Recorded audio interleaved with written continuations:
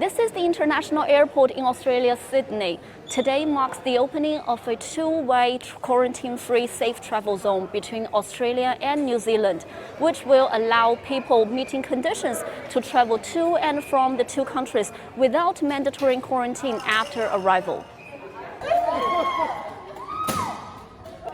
A one-way safe travel zone from New Zealand to Australia was opening last October, with more than 34,000 arrivals into Australia from New Zealand during that period. As the new Trans-Tasman travel bubble opened, the Aussies will be able to touch down in another country to have an overseas holiday since the international border restrictions in last March. Airports were empty, so lines were short. That was great. And reporting from Christchurch International Airport in New Zealand's South Island. Two flights from Australia's Sydney and Melbourne are due to arrive very soon. Today, the atmosphere at the airport is quite cheerful.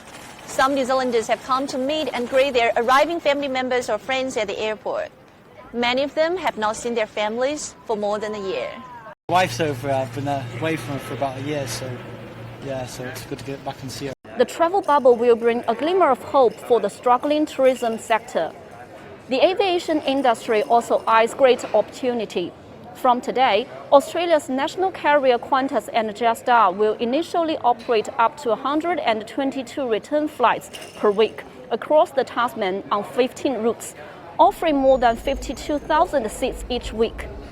Qantas will also launch two new routes direct from Auckland to Cairns and the Gold Coast, providing travellers with more options for holiday.